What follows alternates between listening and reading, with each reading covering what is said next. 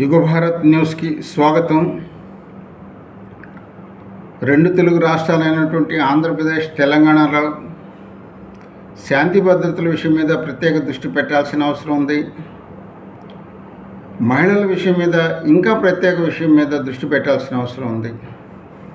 ఇవాళ సమాజంలో మహిళలు కావచ్చు, విద్యార్థులు కావచ్చు, బయట ప్రపంచంలో అడుగుపెట్టి తిరిగి సాయంత్రం వరకు ఇంటికి చేరేలోగా ఆ తల్లిదండ్రులు భయభ్రాంతికి గురవుతున్నారు. దీనికి కారణం ఏంటంటే మహిళలకి స్వేచ్ఛ లేకపోవడం,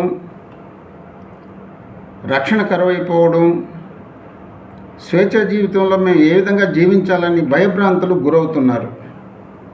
రెండు ప్రభుత్వాలు ఉచిత పథకాలు కావచ్చు, ఉచిత ప్రయాణాలు బస్సుల్లో పెట్టచ్చు, కానీ బయట ప్రపంచం నుంచి తిరిగి ఇంటికి వచ్చే లోపల జరుగుతున్న సంఘటనలు, వీటి మీద హోంశాఖ కావచ్చు, ముఖ్యమంత్రులు కావచ్చు ప్రత్యేక సమావేశాలు పెట్టుకొని కఠినమైన చట్టాలు వేసి నేరస్తుల నుంచి మహిళలను రక్షించాల్సిన అవసరం ఉంది.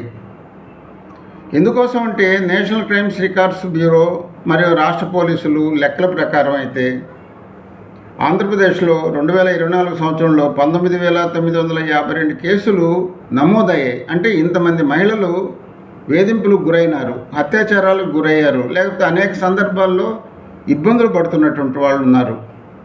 అంటే 2023లో 22,418 మంది, 2022లో 25,518 మంది మహిళలు వేధింపులకు గురయ్యారు, కేసులు నమోదై ఉన్నాయి. వీటిలో ఎంతమందికి శిక్షలు పడ్డాయి, ఎంతమందికి న్యాయం జరిగింది, దీని విషయం మీద కూడా సమీక్షించుకోవాల్సిన అవసరం ఉంది. 2024 డేటా ప్రకారం కావచ్చు, అంతకుముందు సంవత్సరంలో 2023లో 22,418 మహిళలు వేధింపులకు గురై ఉన్నారు, కేసులు పెట్టున్నారు. 2022లో వీటి సంఖ్య పెరిగి 25,503కి పెరిగింది.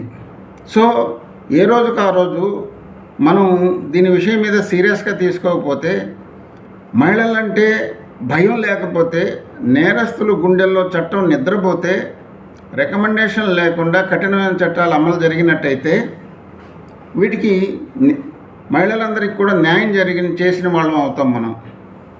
అంటే ఇప్పుడు జరిగినటువంటి నేరాలను ఒకసారి మనం పరిశీలిస్తే, భర్త లేదా బంధువులు వేధింపులకు గురైనటువంటి మహిళలు 9,165 మంది ఉన్నారు. లైంగిక వేధింపులకు గురైనటువంటి వాళ్ళు 843 మంది మహిళలు ఉన్నారు. అత్యాచారాలకు గురైనటువంటి వాళ్ళు 441 మంది మహిళలు ఉన్నారు. అపహరణలు అంటే కిడ్నాప్లు 472 మంది గురయ్యారు. అది కాకుండా అనేక దాడులకి గురైనటువంటి మహిళలు 2,389 మంది ఆంధ్రప్రదేశ్లో ఉన్నారు. తెలంగాణలో అక్కడ కూడా కేసుల సంఖ్య పెరుగుతుంది. పోలీస్ వార్షిక నివేదిక ప్రకారం అయితే ఆ రాష్ట్రంలో 2024లో మహిళల మీద దాడులు, వేధింపులు, ఇతర విషయాల్లో అయితే 19,922 కేసులు నమోదైనాయి. ఇవి 2025 నాటికి 3.16% ఎక్కువ. 2025లో మొత్తం 20,551 చేరుకుపోయినాయి ఆ కేసులన్నీ కూడా. అంటే ఈ నేరాల సరళిని బట్టి చూస్తే మహిళల్ని అగౌరవపరిచే విధంగా, వేధింపు చేసే విధంగా సంఖ్యలు పెరుగుతున్నాయి. తెలంగాణ రాష్ట్రంలో 2024లో 5,940 ఉండగా 2025లో 6,475 పెరిగాయి. షీ టీమ్స్కి అక్కడికి వచ్చి కేసులు నమోదు చేసుకున్న మహిళలు పెరుగుతున్నప్పటికీ కూడా వీటిని అరికట్టే విషయంలో, తగిన శ్రద్ధ చూపే విషయంలో ప్రత్యేకంగా మహిళల పట్ల తగిన శ్రద్ధ పెట్టలేని పక్షంలో రాబోయే రోజుల్లో ఇంకా మనం ఈ దాడుల్ని ఎదుర్కొని మహిళలకి రక్షణ కల్పించలేని పరిస్థితి వస్తుంది.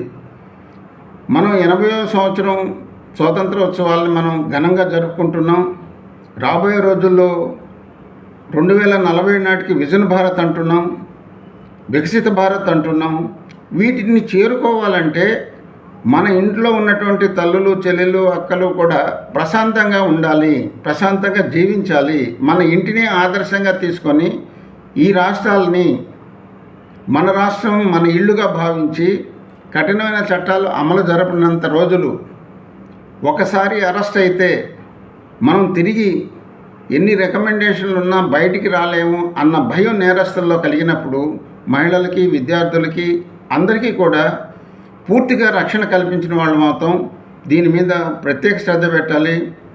ఆంధ్రప్రదేశ్లో కూటమి ప్రభుత్వం నేటి నుండి 3 రోజుల పాటు జరిగే శాసనసభ సమావేశాల్లో కూడా దీని విషయం ప్రత్యేకంగా చర్చించాలని ప్రజలు కోరుకుంటున్నారు.